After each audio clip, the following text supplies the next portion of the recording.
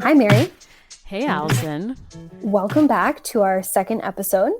This is very, very exciting.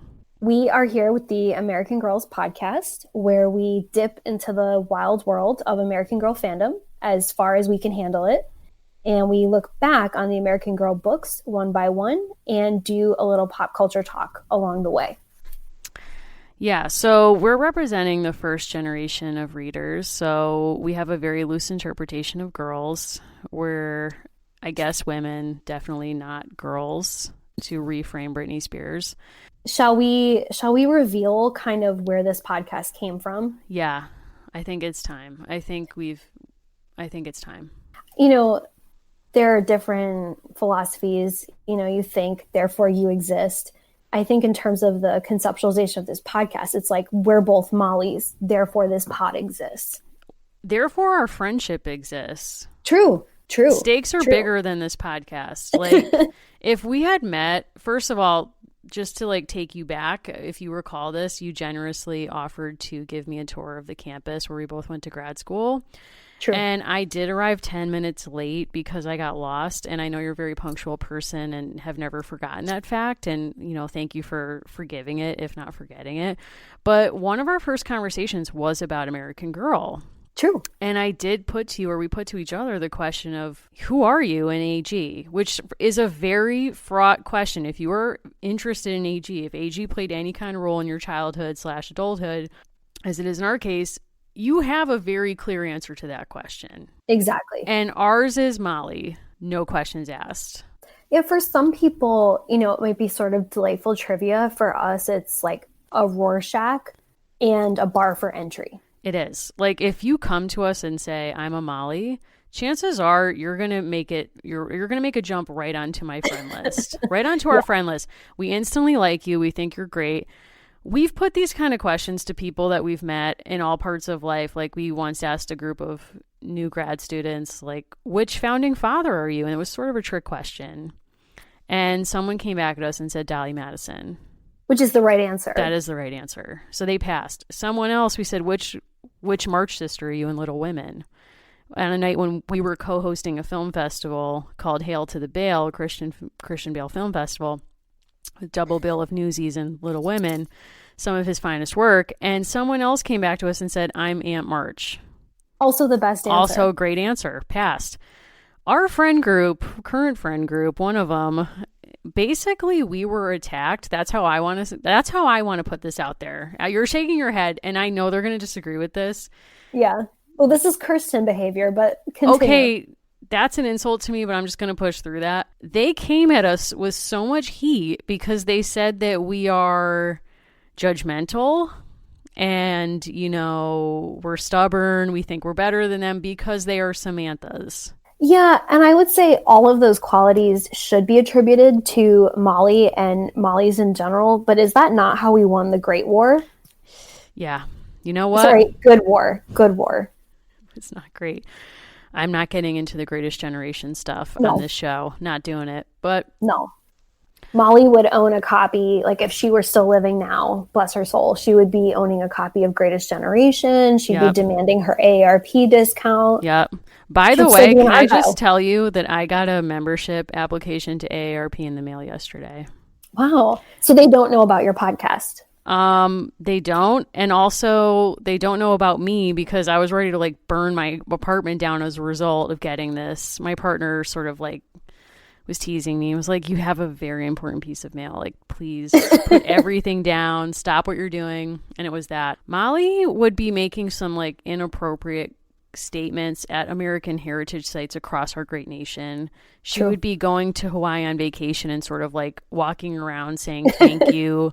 I mean, there's a lot that would probably go wrong with Molly in 2019, but There was something that went right with her for us, and that's kind of all that matters at this stage of the game. And we just, in the name of fairness, we will let anyone who wants to plead their case about other AGs on this show within reason.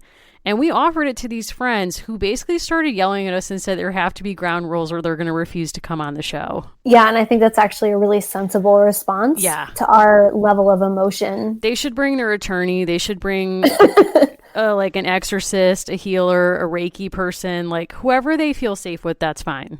You know, today we're thinking a little bit about book 2, which is always the main character learns a lesson. So in this case, it's Felicity learns a lesson.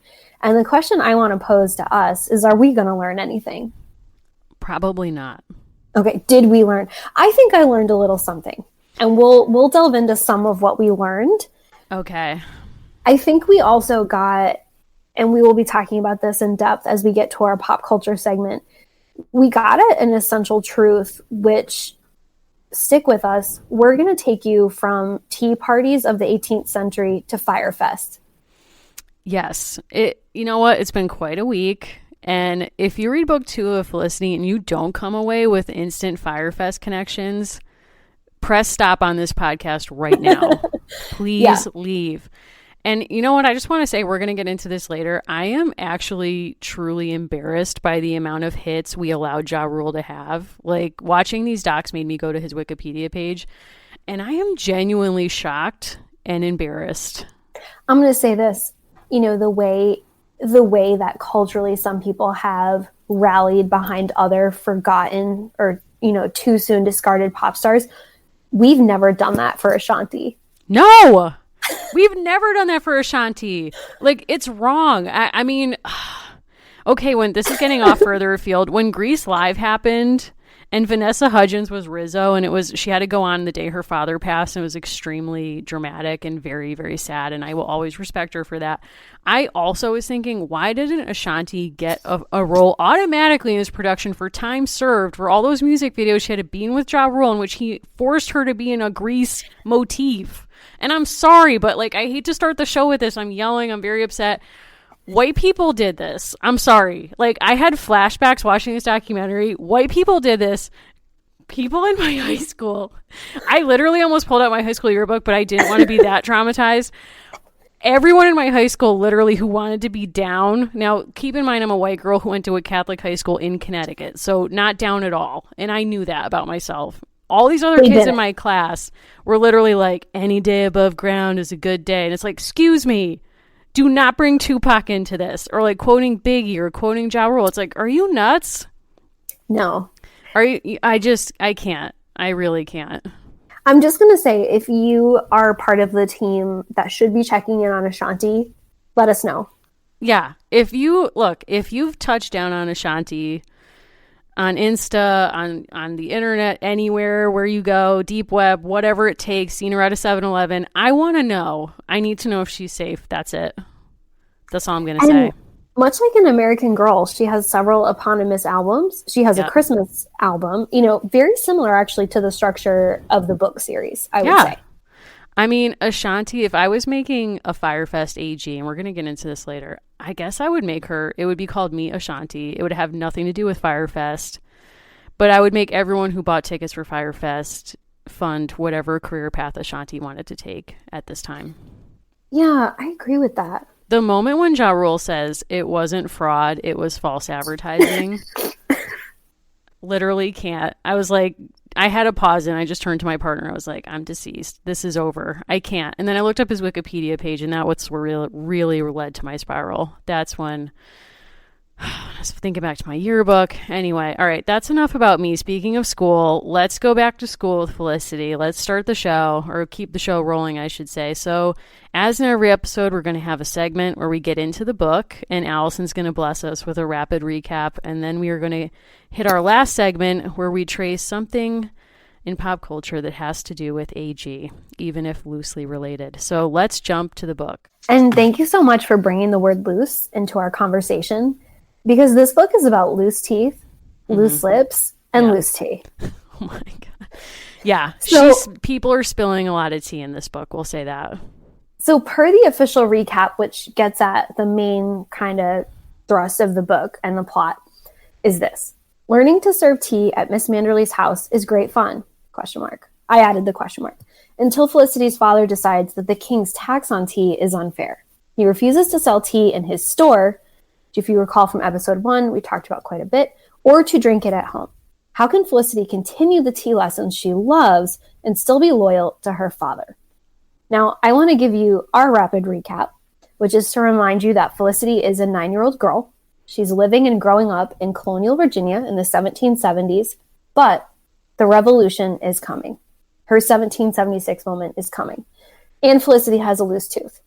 Both of these things are given equal weight in this 65 or so page book, which not only gets into women's education, social justice, very little, and friendship, and how to serve tea, and how to do embroidery, all these things given equal measure. And we will get into a few of them. Yes. And she makes a friend from, air quotes, across the pond. She does. And one thing that really drove us to make this podcast was as a vehicle to think about how friends are represented in books. And once again, not sure she's a great friend. Nope. And we're going to get into that. I mean, it's a tough move. If you did this to me, I'll just say at the outset, if you pulled what this chick does in this book to me at any age, yeah, we would be done. Yeah, there's a lot of themes about loyalty and Felicity that are really interesting because, again, everything is given equal weight in this book. Like, will her father be part of the growing revolution against the king? Will Felicity gossip about her friend? Both things equally terrifying in this book. Will she look good in a brunette wig? The answer is no. The answer is a hard no. And I'm happy that they clarified that for us in book 2. And so it's interesting. One of the ways that the books as a whole try to educate you about the past is always by having this book about schooling. And obviously by the time we get to Molly, it's 20th century schooling. It's more like what we're used to.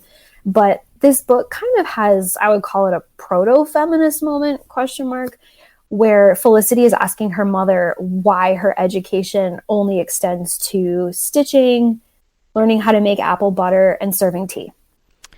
Yes, we open the book with a kind of insane and to me horrifying scene about the realities of making apple butter, which is a thing that I enjoy in real life. But now learning how it was made in 18th century, I know the cost. I'll say that. and just to keep, the family's privilege in the frame at all times, this isn't like something that they need to make. No. This is like, it's not like they're like, oh my God, if we don't make these candles, we're literally in darkness. No. This is a 911. They're not even making straight up butter. You know what I'm saying? No. And once again, I think we're going to go around, to a few different places, dark and light, with Mrs. Merriman, who's Felicity's mother. Yeah. And she has some real dark quotes in this book. Okay. Let me just back up for a second. So I read this book while you were away. And I will say that in the life of our friendship, every time one of us goes on vacation or on a trip, it's kind of I can't speak for you, but it's like a crisis point for me where I'm like, how am I going to contact you? Yeah. If something comes up, if I have a thought about Ashley Simpson, what am I supposed to do with myself? So I'm home reading this book and I'm reading these quotes. I'm going to share one with you in a moment. And it's some of the toughest dialogue I've read about motherhood and relationships between mothers and daughters. Like, seriously, I was like, oh my God, this is making me think about things both real and imagined and serious and not. But the book opens with Felicity hiding on the roof or like climbing to the roof to pick the best apples to come to make apple butter. And the mom, like, of course, her little sister sees her on the roof and panics and gets the mom. The mom calls her down, is like, okay, you have to come in here and start stirring the apples in this mush. And they get into it. And Felicity basically says, apple butter is great, but it's really not worth all of this work. It's just not. And, like, as we said, this is not an essential product for their household. It'd be the equivalent of me, like, soda streaming with my mom because I love seltzer. It's like, you know what I'm saying? It's that they're not like, Felicity, we need water to live. It's like, Felicity, we need this seltzer. Do you not understand? We need this. And Felicity's like, look, seltzer is great, but I'm fine with water. Like, I will live with that. And the mom says the following, quote, I know that I've provided for my family, and that pleases me. Caring for a family is a responsibility and a pleasure. It will be your most important task and one that you must learn to do well. I want you to be a notable housewife when you are grown. A notable housewife runs her own household smoothly so that everyone is happy and healthy. Her life is private and quiet. She is content doing things for her family. That no one ever sees, said Felicity, but many lovely things are private and hidden. At which point Felicity's mom whips out a knife, cuts an apple in half, reveals an air quotes flower in the apple, and is like, that's me. And what this left me with is like, okay, in book 1 we learned Felicity is a horse, and in book 2 we learn her mom is an apple. This seems absolutely bonkers to me. So we spoke briefly in episode 1 about our qualifications and not qualifications to analyze these books. Yes. Fair? Yes, important to return to. So once upon a time, one of us wrote a dissertation on the history of household tasks and home economics. Hint, not me. Yeah, that was you. So we've both done our fair amount of thinking about these kinds of issues. So our first thought was, of course, this book was written by someone heavily influenced by the feminine mystique, which was published by Betty Friedan. Valerie Tripp would be roughly contemporaneous with her. So that makes sense that she's thinking about books and experiences where women feel really sort of trapped because they're kept to domestic tasks. But there's this pressure to make it seem pleasant and lovely and something you absolutely always enjoy. But Mrs. Merriman, I think I'm looking for more kind of Pixar type winks to adults reading these books to children, or kind of more acknowledgement of her as a real person. Right. And we don't get that. No, she's such an archetype here. It's really a shock. And yeah, I think I was waiting for this to seem more nuanced than it was, and to get some kind of story. Like, it would be great if at some point Mrs. Merriman was like, like, I also kind of was rebellious when I was your age, or I also question this, but I have found a way to have my own interests within the roles and things I need to do for my family. We don't get that. This lady's like loving her invisible labor, both for the labor and for the invisibility of it. And it's hard to read as a 32-year-old person in 2019, which is not to say that there are women who wouldn't agree with Mrs. Merriman now, but that I don't. I think what's especially challenging too, because we've talked about this before, but it's probably going to come up every single book. There's these people orbiting the Merriman family, the people who are included in the portraits in the front of the book, who are also laboring in the household, in the store, in the barnyard.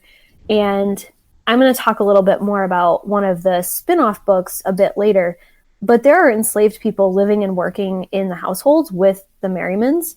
And what's actually really shocking is even the books that were written well after the 1990s that are from this series really don't engage those different layers at all. Mm-hmm. And it's pretty, children can actually really handle those distinctions. And it's particularly important to tell the truth about how those things worked. So to pretend like the mother, not that she isn't doing a lot of work, but her work is of a very particular sort in the household. And it's I mean, she's a very privileged worker within her time and within her class, and certainly within her household. And we'll get into this more later, so I don't want to super get into this now, but the way that enslaved people are treated in book 2 is in some ways even more egregious than book 1. Because there is an enslaved person sort of in the scene. Yes. Where the mother is explaining how fun it is to work and not be seen as a person. Exactly. So it's like there's this weird moment where the mom's like, isn't invisible labor amazing because it's such a thing you get to do for your family? And meanwhile, there's an enslaved woman in the background probably rolling her eyes. So it's a weird thing where they're hitting you over the head with invisible labor. And they the point I think you're supposed to take from this is that that's not desirable, or that's not what Felicity wants. And yet she's a foil. It's a foil to Felicity. But they're hitting you over. They're actually disproving that point by having invisible labor in the book that they keep invisible, even more than book 1. At least with book 1, we talk about Marcus. We never learn the names of any of these women in book 2. I think what's interesting is having read cookbooks from that time period and recipes or receipts where women would actually learn how to do these household tasks. There's two different things happening that are both sort of right and wrong about women's education of the time, which is Felicity asks her mother why she can't learn, like a boy, to read Greek and Latin. And it's like, trust us as two overeducated women. Like, that's not actually super helpful at any time, Nope. but we'll put that on a shelf. There's this other thing happening, which is that one, she's going to get still a privileged women's education. She is still going to learn how to read and to write and to do very specific genteel tasks. But the other piece of this is actually just learning how to run a household in the 18th century was an entire education and was incredibly complex and required a lot. And that a lot did not include apple butter. Right. Yeah. So I think where you're pointing us to is that this scene could sort of ask young girls to appreciate the complexity of Mrs. Merriman's task as a privileged white woman in this location. But at the same time, what the task that they've chosen to show us is actually not super skill heavy. And No. it figures it's basically just grunt manual labor. They talk quite a bit about how hot it is in the kitchen and how sweaty Felicity gets just stirring this pot again and again and again. And so you don't get from this that there's incredible skill required, that Mrs. Merriman is demonstrating the skill that's been passed down from her mother, because what you get from this scene is that Felicity is being asked to take a place in a generational cycle of women that have gone back presumably many generations. Mrs. Merriman mentions that her mother was from England, and so you have kind of this like imperial family generational history of world of women, and Felicity is resistant to take part in it in the role prescribed to her. But it does invite kind of interesting themes about mothers and daughters that do go throughout different books, and not just children's books, adult literature certainly as well. But there's such a lack of nuance that you don't feel like Mrs. Merriman's a real person, Yeah. even as they're fleshing out Felicity as a real girl who has real vulnerabilities and fears and desires. Mrs. Merriman can't really meet her where she's at because she's such an archetype. Yeah. And again, I think these things are more striking when you're an adult reading it, because truth be told, this mother would probably be younger than both of us. Mm-hmm. That is terrifying. In terms of Seriously actual terrifying. aging and chronology of the period. I was actually thinking about Mrs. Merriman today, and like I sort of feel that she would have been a mommy blogger. Where, I mean, it's not insane that someone who's 31 and 32 would have children this age. I think it's shocking to No. me because I'm in like a prolonged adolescence and like living on cereal and seltzer and God knows. The idea of being a parent is so terrifying to me right now that just reading this and thinking this woman is probably younger than us is compounding my terror. I think it gets at a bigger question too, which is, also very much of the 1990s, which in that period, people were starting to talk about third wave feminism. And I feel like part of what's lurking behind these books is this idea that different movements that push women towards different directions or advance different kinds of causes have to come out of generational friction and friction between different types of movements.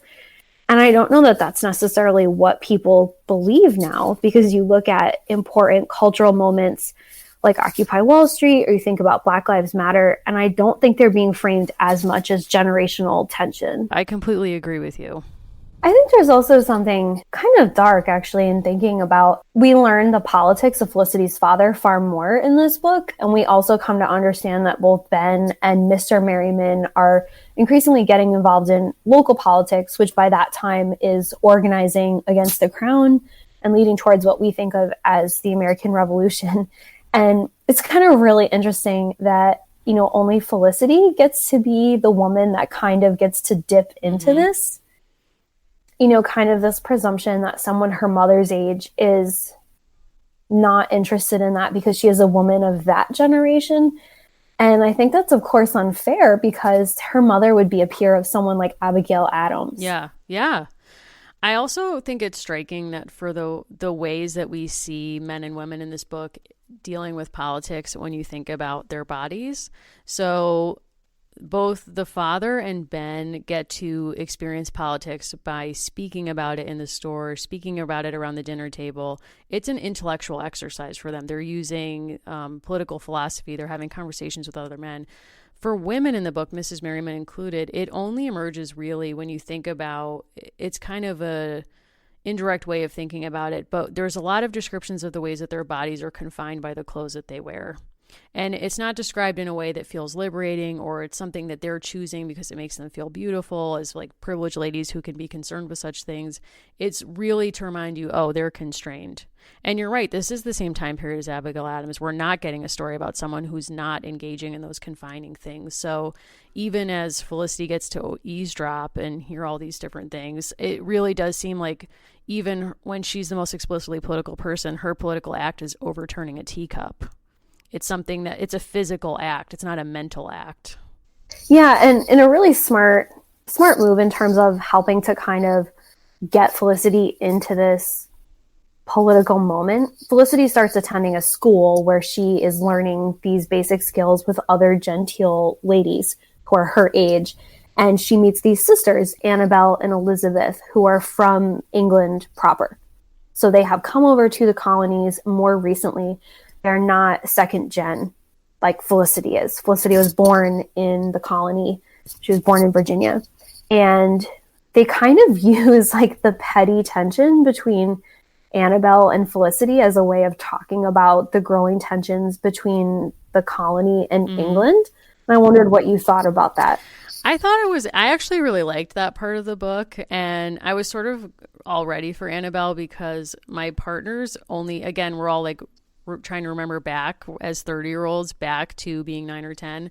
Her only memory of this was that she remembered Annabelle, not her only memory, but she remembered Annabelle and told me that she thought she liked Annabelle. So I was all set to both like Annabelle and was curious about, you know, this person I obviously loves Annabelle. So maybe I'm going to like her too. And then she kind of saunters into this book and she was not for me, to say the least. But I'm prepared for you to say how much you liked her, but I'm going to stall you on that one and just say that I thought it was really sharp of the young girls to come in, because when you have children making these kind of way over the top distinctions between people from London and the colonists, it feels like a caricature come to life, because adults in real life, well, maybe this is completely wrong, but to have kids have absolutely no qualms about trying to appear polite and just sort of keeping it real and being way over the top with it. Like, you know, you guys don't know how to dress, whatever she says to them. She picks up on the clothing difference and basically treats them like they're the absolute frontier, because that's perhaps how she thinks of them. It feels believable that younger people would do that in a way that kind of overt insult wouldn't fly in, say, Mr. Merriman's store. True. And, you know, I love to, it also kind of brings up another kind of tension that's very real when you're 9, which is, of course, now there seems to be only one young man in the entire colony, and it's Ben. And, you know, Annabelle doesn't know that Felicity legit, like, already had his britches. Yeah. Like, she's already developed a friendship. They have secrets. You know, she was taking his good church pants. But Annabelle has a crush on him. Annabelle has a deep crush on him. Like, it's Tiger Beat level infatuation. Like, it's so over the top. Like, I can imagine a world in which Annabelle pulls a Deborah Sampson. Deborah Sampson was a woman who ended up dressing as a man and joining the American Revolution. She would be on the other side. But she would do it to get people out of the way, vis-a-vis Jo in the show You, to move people out of her way to get to Ben. No questions asked. I know that's a lot of layers to work through, but I think if you recall the deep narcissism and insanity of Annabelle, you'll get it. I think that's spot on. And she's so self-absorbed and basically has this whole attitude that the colonists are trash unless you're cute, which is like the Ben story. And it's just weird. I mean, I have a lot of questions about Ben still, which is that we learn in this book that he comes from a wealthy family and he's apprenticing with the Merrimans. So I think all we've learned about Ben that I really feel safe discussing is that he's comfortable with liars. Whoa. That's actually true. I mean, Yeah. and his friendship with Felicity is deepened where now he actually makes jokes with her at the dinner table that only she will get about, is it the church pants again? Or is it like, oh, I'm sure you could, yeah. Yeah. So he's like now at the level where they have inside jokes. He's coming, he was so shy in book one that they were like, what's up with this guy? And now he's like at dinner making jokes. He's made himself right at home. And it's like, okay, do you even need Yeah. this job? To me, Ben is like a later years cast member of The Real World, where remember they would make them have jobs and it was like, okay, guys, like you're going to build a park, and it was complete nonsense. Or, you know, the time when they worked at the or the local community TV station, which is my favorite Real World job. That playground they built had to be dismantled. I remember that quite Really? vividly. I think what's so critical for us to point out about Ben, though, other than him being just like a heartthrob by default, is it also plays into something, again, critical that we understand as adult historians and didn't as children. There's this whole piece of it, which is that Ben is white. And so, of course, he's at the dinner table when actually there was pretty considerable friction globally in places that had formal apprenticeships between apprentices and people who had apprentices working for them, masters, different kinds of folks.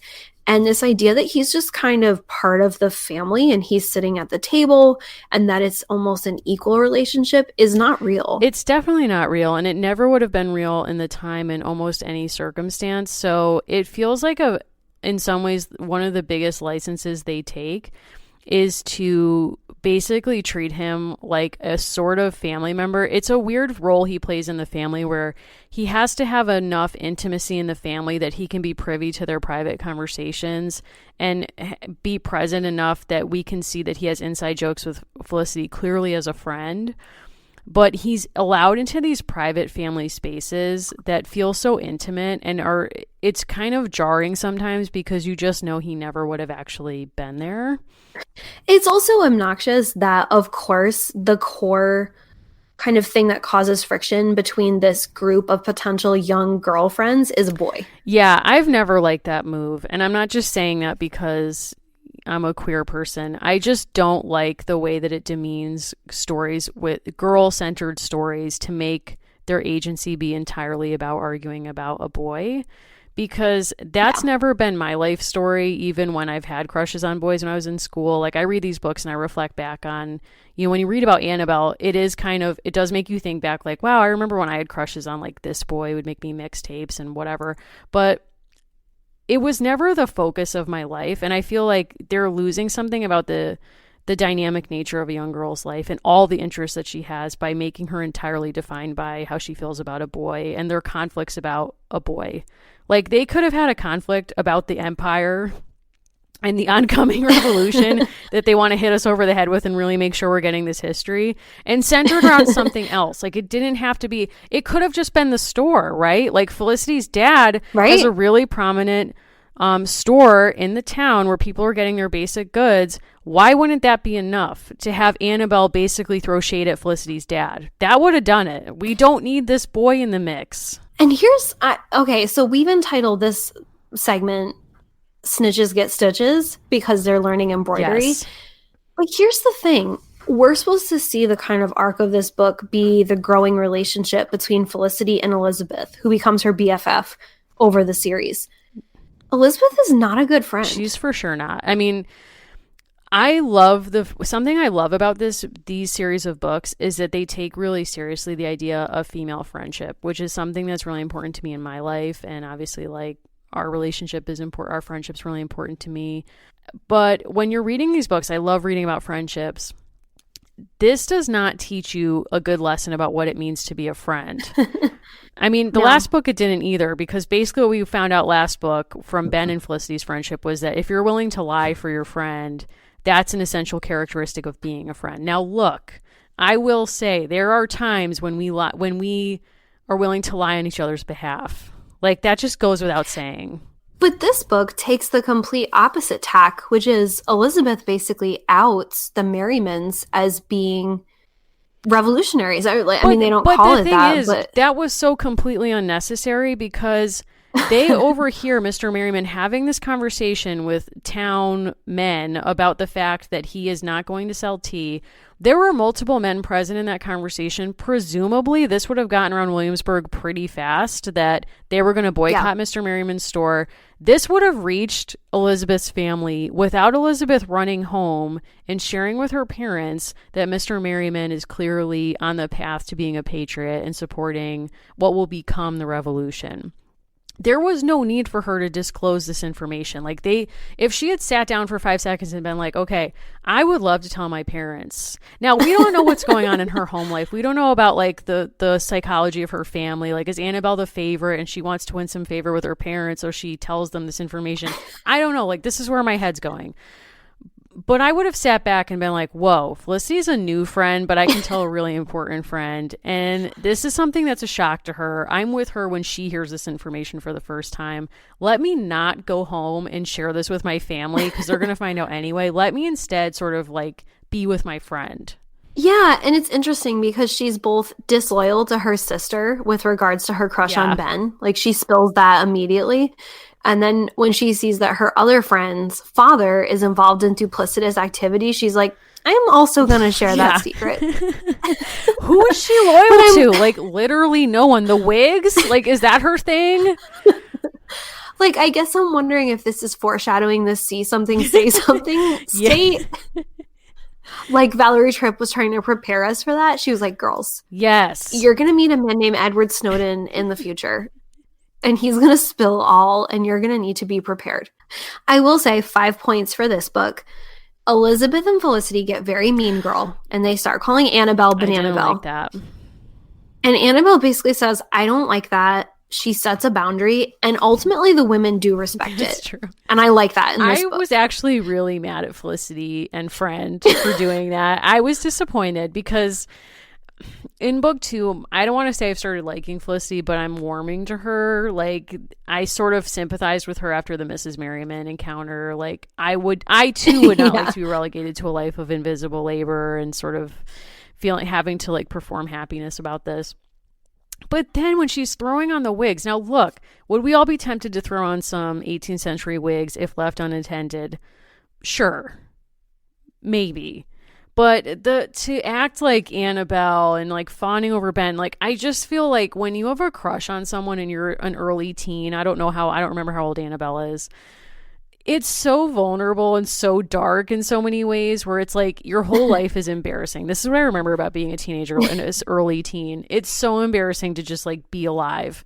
So to have this 9-year-old dunking on you, like, honestly, so unnecessary. Even though I don't like Annabelle, I was sympathetic to her in that moment. It felt unfair. I agree with you about the wigs. I think that was a pivotal moment in us understanding Annabelle. And I'm kind of excited that we get to see those relationships grow over the next few books. But I also kind of look back with a hint of cynicism, which is that as they wrote more and more of these books, they made certain friends and peripheral characters more important so that they could sell dolls of those people as well. And I also learned, so I mentioned that I read a spin-off book, and so these came out progressively after the series got really, really big. Because Felicity's later in terms of the OGs, not historically, but the way they were released in the 90s. And so I want to tell you a bit about Felicity's new sister. Wait, other than the one that we've already met? Yeah, so this is not Nan. So Felicity has younger siblings, Nan and William. This is Polly. Oh. Which is a great 18th century name. So what I took away from Felicity's new sister is, like, one, we learn that Grandpa, who's living, so Grandpa has a plantation. No. Correct. And so Felicity is kind of chafing about the duty she has caring for her 2 existing younger siblings because guess what? Mrs. Merriman is adding to the pack. She's pregnant. Nervous. So there's conflict because a nosy neighbor, who I respect, is trying to tell Mrs. Merriman that she shouldn't take Felicity and gang to the father's plantation where Felicity can run around and act more recklessly because she's too close to her due date. Mrs. Merriman gets pushed to the edge. She goes to the plantation anyway. They fall out of a carriage. She has poly early, but I'm going to say this. The entire time, there has been one voice of reason, and guess who it came from? Nan. Polly. No. Polly's not born yet. If you recall, the character who's hanging in the background, by choice of author and illustrator, Rose now has a name. The maidservant / cook, self-described in the bio piece, she now also delivers babies. And this entire time, she's prophesizing what's going to happen. She's like, this trip is a bad idea. Check. This baby's coming early. Check. I'm going to have to deliver this baby. Check. No one's going to actually care for it but me. Check. And I think part of, what we were getting at with the Ben conversation about apprentices and then thinking about how enslaved people are and are not talked about in this series, there's this reality that like Rose for sure would have her own family also. Where's Rose? Where's Marcus? We don't know. But that gets us back to, again, the brewing, pun intended, revolution that's happening behind the scenes. Yes. And which is essentially a tantrum. Yeah. I mean, and I say that with the understanding that we have done our homework. We understand the way people have written about the American Revolution. And I think for New Englanders, it's good for our growth that this is centered in Virginia. Right. It's not about us. It should be, but it's not. So that's where we are. Just so everyone's aware, this is the first book where we're getting actual references to real live events in the American Revolution. And as we said, this is not the Boston Tea Party we're talking about, which for those of you playing at home, happened on December 16th, 1773. Girl, yep. Nice. I will drop dates on this podcast. I don't care. Apparently. I don't care. The Tea Party we're talking about is the Yorktown Tea Party, which took place on November 7th, 1774. I'm just going to say, like, a lot later. Our New England, preference and pride is coming way out on this podcast. If you live in the great state of Virginia and you want to be upset with us, please direct all of your emails to Allison Horrocks. Thank you. Thank you. God bless. I'm proud of you. I think that's great. And also, they only threw 2 small chests of tea into the York River. So I feel like, if anything else, it was kind of a symbolic. I mean, yes, they threw tea, but it wasn't of the same scale. I'm just going to say this. 2 years prior to all of this, you know what's coming. God, Allison. We won't go far into this because we need to get to Firefest. But speaking of fire, in 1772, colonists in the wonderful realm of Rhode Island burned the Gaspee. If you don't know about that, y'all need to do some work. I feel like a lot of people probably aren't up on Rhode Island history. And I mean, that's a deficit that we're all dealing with because none of the American girls were from there, which is a huge mistake. I mean, is there competition over which of these events really mattered? No, because Boston kind of won. And I'm not saying that in the Tom Brady is the GOAT way, which, by the way, I don't have any stake in that. But it is just also true. I mean, all I knew growing up was the Boston Tea Party, and even still into and through grad school, I've heard of the Yorktown Tea Party at some point, but it's not something that I'm super steeped in. See what I did there? Excellent pun. Yeah. Yeah. So here's really where this got interesting for us. A kind of little known aspect of a lot of these events leading up to the formal declaration in 1776 was that colonists who were sort of English in origin, when they would do these disobedient acts, they would dress up in what they thought indigenous people wore. So they would wear certain kinds of clothing, decorate their faces, things like that. There is a really, really important book called Playing Indian on this, if that's something that interests you. But basically, they would wear these indigenous motifs. And before you judge too hard, go on Instagram and do #Coachella. That's a mic drop if ever I've heard one. Which is not to say that this is correct behavior or behavior that should be condoned, but just to say that it has not disappeared and to say that it is still a way that certain groups of people take on other cultures to do what they see as something like counterculture, disobedient. But this got us asking a really big question. And this is the real mic drop.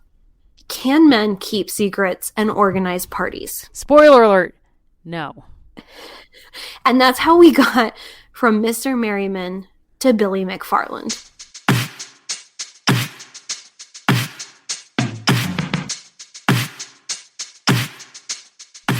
Whew. Yeah, let's get into this. So for our pop culture AG this episode, we need to get into Fire Festival. And no one has asked us to do that. Not part of the explicit mission of the show. Guess what? We're doing it. We need it. We need to do this. Allison, please take it away. So I think we all understand by this point that Felicity would have asked her dad to take out some equity in the store or some other equivalent so that she could go to Firefest. Yep. And before you think this is really crazy, which it is, we really got thinking about the different parallels, because I think part of where Firefest was such a cultural phenomenon was people who were kind of responding to it on social media were saying, who are the real victims here? Because it's all people of privilege. And I think you could actually say much the same of aspects of the American Revolution. Like Mr. Merriman is protesting his lack of freedom, his oppression, while there are literally enslaved people, marginalized women, indigenous people who are being dispossessed all surrounding him. And he's like, yeah, but what about me? I didn't get the cabana I was promised. It's true. And I mean, in both Firefest and in the world of the American Revolution we're reading about, there's a complete erasure of the labor of non-white people. And I think the only part of the Firefest documentary, and just full disclosure, I've only seen the Netflix one, which was more than enough for me, but I will watch the Hulu one. The only time of real sadness on my part was hearing about the woman whose restaurant had to work around the clock to feed all of the festival ne'er-do-wells, and, you know, who lost all of her retirement to pay her own workers and make sure they were paid. And then, of course, the day laborers who never got paid. Those are the only, like, actual victims of this crime. Everyone else, it's like, I'm sorry that your dream vacation of seeing Blink-182 on a beach didn't work out, but, like, that's on you. You voluntarily signed up for that. I have zero sympathy for anyone involved, including the Evian water man. Just putting that out there. I'll say this. I have an unnatural sort of possessive quality around the Hadid sisters. And I do feel like Bella Hadid was hoodwinked. Allison, and I do think she was genuine. Okay, 2 points. This is like when we were studying the American Revolution for real in grad school, and you came out on the side of the loyalists. Okay, I'm not saying it's that level bad, but if you're about to wind up to defend the influencers, I'm going to have to press pause on this whole podcast project, because they are the only people who stayed, like Kris Jenner, you know, the minute something came in the inbox that was like, can we talk to Kendall about her experience for this Firefest documentary? Kris was like, delete, not doing it, erasing the evidence, the $250K check cleared, that's all we need, moving on. These influencers knew exactly what they were doing. They're culpable, period. So I think there's an important distinction, though, between the influencers who were paid to do a specific job, which was they were paid to promote a product that did not yet exist, but that was, I think, not within their realm of responsibility to understand, and the people who actively spread lies and misinformation through social media once it was clear what it was. You sound like you're their attorney, and I just want you to sit with that, if you could, for a moment. Like, I know what the K's mean to you, and on some level to me, but more on a level to you. You know, when you finished grad school, the gift you did give to yourself was to watch all of Keeping Up with the Kardashians from the beginning, and I respect that about you. I say that as someone who really respects that choice. However, I think it is blinding you. Like, I'm sorry, Mrs. Justin Bieber was in the mix. Are you prepared to blame her? You know, I'm not. And it's Allison, interesting. And I know no, I come down on the wrong side of things sometimes. But I think it begs a question of, what do you think you're selling, or what do you think you're promoting when you put your name to something? And I think with both the American Revolution and Firefest, it was people projecting a fantasy, and one happened to work out and the other didn't. I think that's fair. I mean, I still think the influencers are absolutely responsible. I will buy that more about the American Revolution than Firefest. Period. Okay, but let's put it this way, right? If we were still all speaking with slightly more English accents and this was part of the Commonwealth, God bless the Queen, Yes. and not its own free sovereign nation, air quotes, I think to some degree we would be talking about Ben Franklin as a propagandist and an influencer who failed, who sadly was hanged in public. I mean, we'd be talking about him completely differently, but is he not an No, influencer? because he's not like I would say he's more like, I think you're painting him as more of a Billy McFarland. And in that case, his magnesis was actual plates of colonial currency that were successful. Unlike the magnesis card, which was a GD scam. I don't think Ben Franklin was a scammer for the ages. I think he was like a hype man who just backed weird stuff that didn't always pan out. It happened like turkeys. Yeah. The turkey didn't pan out. Like that didn't work out. But he just happened to back some things that worked. But I think he had the intellectual framework behind it. And I think he had people who held him accountable at different moments in a way that for some reason Billy McFarland didn't. I'm comparing Ben Franklin to an influencer, which is totally different from a Billy McFarland, who is a huckster and a scammer and a capitalist. An influencer is an icon. Okay, but let me say this. They never showed up at the actual event to defend themselves. And Ben Franklin was in London and went to court and actually defended the American cause to straight up monarchists. And he actually was like in the belly of the beast. It would be like if Bella Hadid or Mrs. Bieber or Kendall got on that table instead of Billy McFarland when he's like, I don't know, find a tent, we're figuring it out.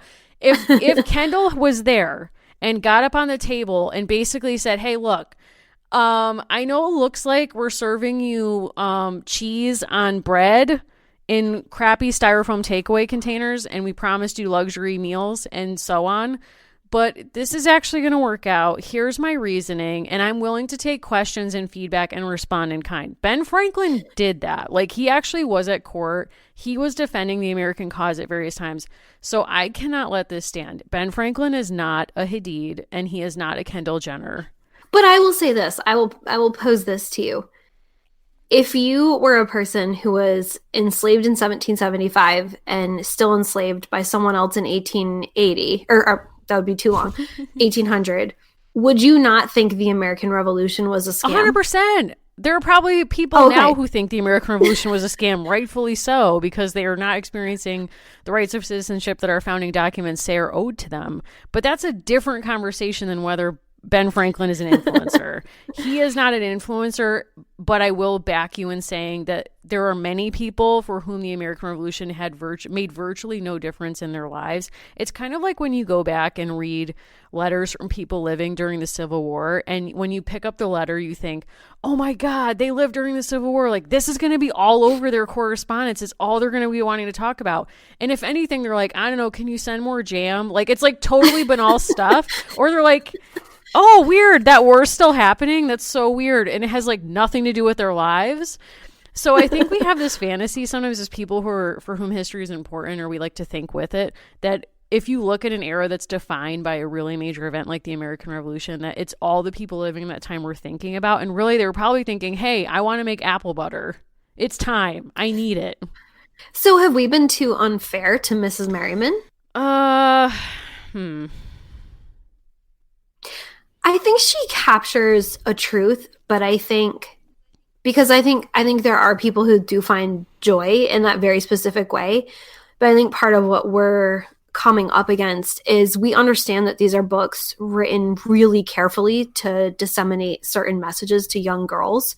So it's like we sniff out what this message is, and it's kind of not great. It's kind of not great. And I think we're not giving her enough credit in terms of, I do think that especially a woman of her class who had her education and her access to, say, books and other things and conversation, if she's hearing about her husband talking about political economy, I don't think it's unreasonable for us to expect that she would have extended that and connected those own dots to her personal economy. I really think it's reasonable to expect that she would have at least had a conversation with herself about that. And she may have come out on the side of it of, no, actually, I really like and I find meaning in the running a household. That's actually a very skill heavy responsibility and job.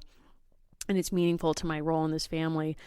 And I think it's kind of unfair that she lived in the time of Abigail Adams, whose letters to John Adams have filled at least our imaginations with this vision of, you know, a kind of womanhood that's certainly also possible. If you read other books, there's a book called Revolutionary Backlash that's amazing because it also kind of introduces you to other women of this era who were thinking about politics and wanted to be actors in it. But I do think, you know, if you're living in a household, you are connecting those dots between a political economy outside your house and the very freedoms and ideas that are organizing the household in which you live. Also, maybe she was actually clever in her own way and didn't believe any of this, but was like, the more I can delegate to Felicity, the sooner I'm out of this labor So cycle. maybe instead of a mommy blogger, she's like an Instagram scammer and she's displacing her labor onto others, in which case that's fine. I think the hint that we get with the growing family is she's going more of a Duggar trajectory where she's like, once they outnumber us by a lot, they're their own ecosystem. That's terrifying. Anything involving the Duggars is terrifying to me, as you know. I can't emotionally, spiritually handle any of that. But that actually, it probably was happening in the time. The Duggars got that idea from somewhere, and it could have been Mrs. Merriman, so far as we know. Last thing I want to say, and this is something I've seen in pop culture that's explicitly AG. So we are recording in January 2019, and they just announced, American Girl just announced their Girl of the Year, whose name is Blair.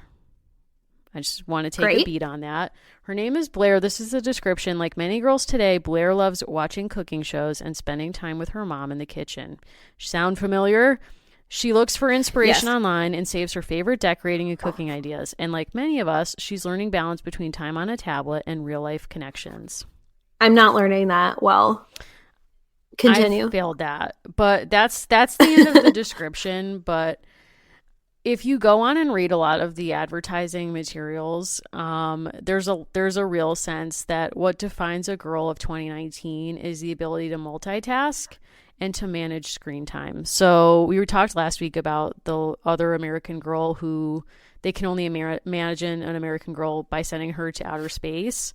And now we're back on Earth with Blair. But the thing that we imagine for American girls' lives is managing screen time and multitasking.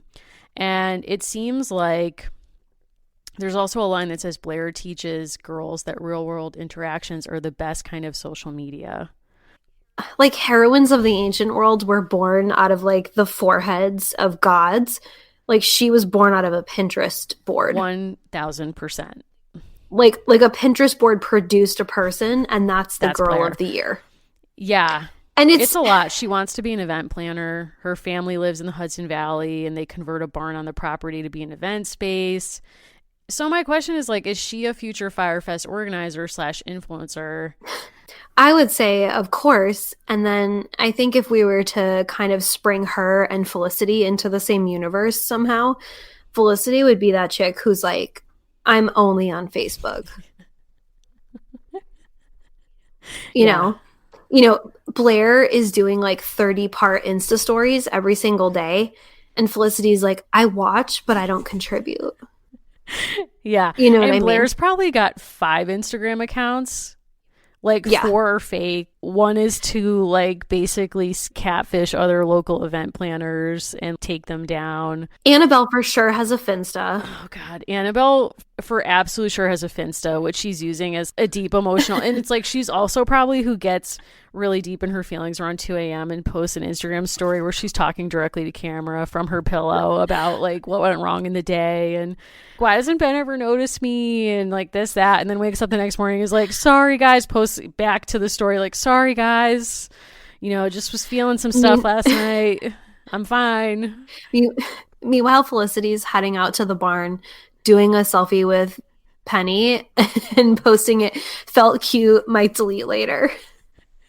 And then, you know, some other bully in the community is like, horse left. It's so dark. Just to clarify. Yeah. I mean, oh. So the next time we get together, we will be talking about Felicity having a kind of party, right? Yeah, I mean, I would love to say it's a Party in the USA episode, but we're not there yet. We're sadly not there yet. But I can't wait. And you know what? I just want to say, if people think we're coming down too hard on Felicity, like, we are keeping an open mind.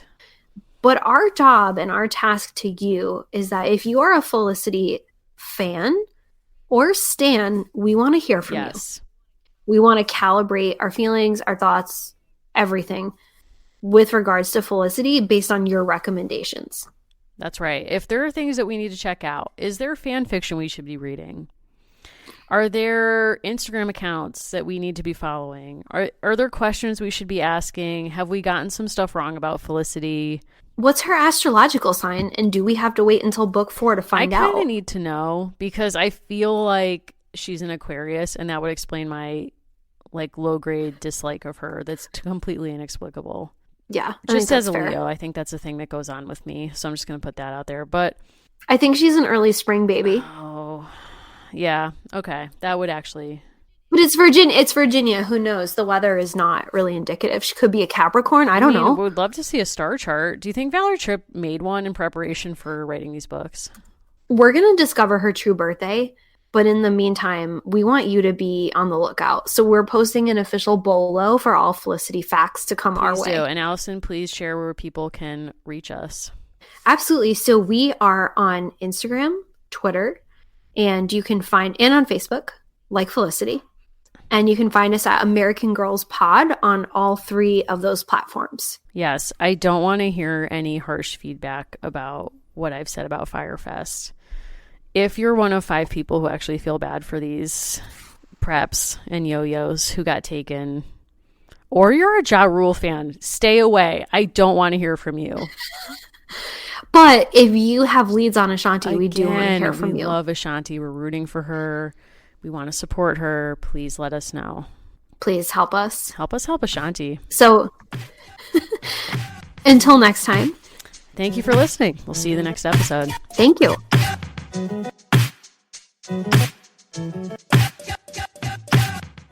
With so many options, why choose Arizona State University? For me, the only online option was ASU because of the quality. Their faculty was really involved with their students and care about your personal journey. The dedication to my personal development from my professors, that's been extremely valuable to me. Earn your degree from the nation's most innovative university. Online. That's a degree better. Explore more than 350 plus undergraduate, graduate, and certificate programs at asuonline.asu.edu.